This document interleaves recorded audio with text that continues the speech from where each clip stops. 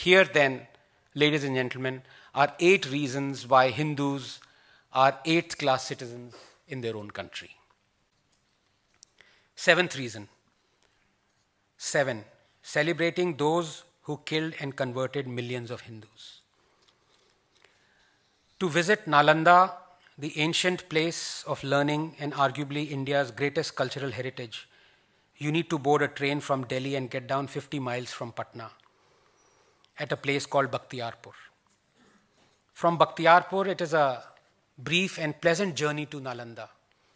And when you reach this hallowed place, when you stroll about its manicured lawns and thin brick facades and ruins, you will get to know how this magnificent temple of knowledge and wisdom was charred to the ground by a barbarian, how thousands of scholars perished in the fires that burned for months, how millions of books were reduced to cinders, how a civilization the world envied and admired as a Vishwaguru was lost forever. And you will also get to know that the barbarian who executed this barbaric act was none other than Bakhtiyar. Yes, Bakhtiyar. And we have named not only a railway station, but also a city in his honor. Our destruction that even Bakhtiyar could not manage in his lifetime is now complete. 1,000 years later, that we have honored this barbarian is not hurtful enough.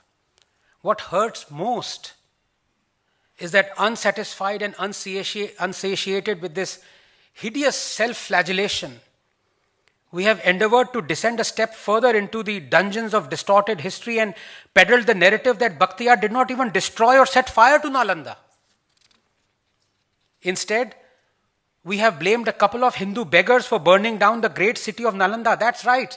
Not an invader or his invading army of tens of thousands of barbarians, but rather 2 gawky little Hindu beggars were responsible for destroying the greatest ancient university there ever was.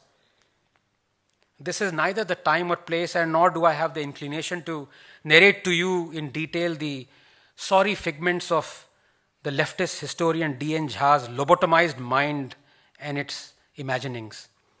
The fact that he never quoted a primary source for his assertion, the fact that the first English translation of Jha's source, Pak Sam John Zhang, was carried out as late as 100 years ago, the fact that it never even mentions the 2 Hindu beggars.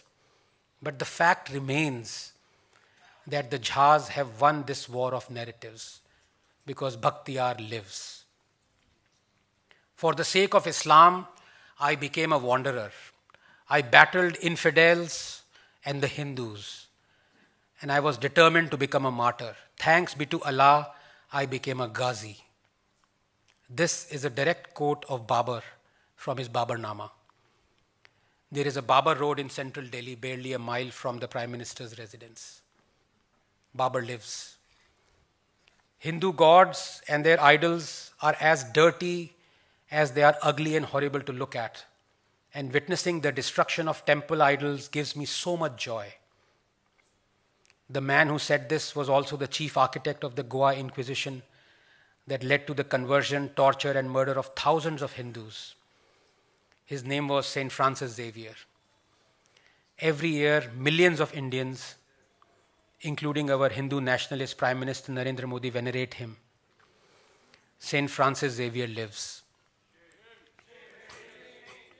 Sikandar Shah Miri, 1389 to 1413, who commissioned Jamia Masjid and is still eulogized and worshipped in Kashmir, collected 3 khirwars or 210 kilograms of sacred thread from Kashmiri Hindus before he burned them.